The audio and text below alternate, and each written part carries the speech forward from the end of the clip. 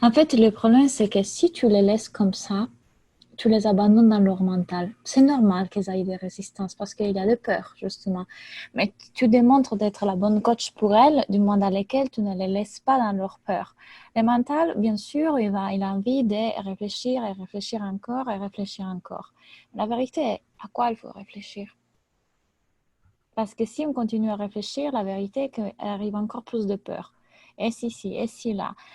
Par contre, décision, tu vas leur montrer effectivement comment est-ce que fonctionne le cerveau. Alors, ce qui est en train de se passer, c'est ça. Le point est, est-ce que tu te crois capable de le faire? Parce que tout le reste est une excuse. Tu peux y arriver et tu peux le faire. Puis, il a, oui, la peur de l'argent, la peur de perdre de l'énergie, la peur de ne pas gérer le temps, la peur de ne pas réussir. Mais ce n'est pas exactement pour ça qu'ils ont besoin d'un coach. Ok. Pas qu'elles te disent ah ouais, ok, j'irai bien, j'ai réfléchi. Tu dis ah ok, oui, tu reviens quand tu veux. Qu'est-ce qui se passe? Que tu les laisses dans les caca de leur mental. Moi, je remercie. Mais je remercie que mes coachs ne m'ont pas abandonné quand j'ai fait ça. Parce qu'imagine si je n'avais pas signé. Je ne serais peut-être pas là où je suis.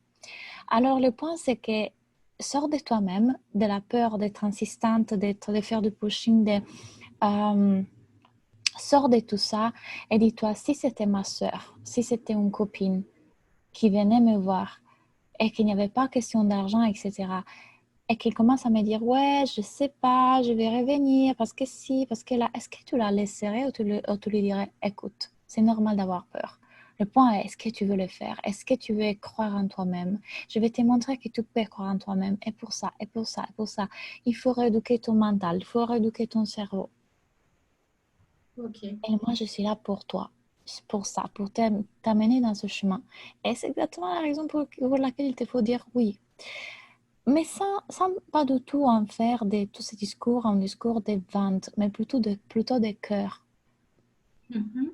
Parce que tu as eu peur d'être insistante et Voilà, voilà, c'est ça. ça. La prochaine fois, tu sauras. Il faut que tu te poses tout le temps trois questions après les appels.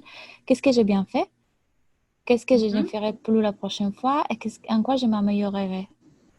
Ok. Tu vois?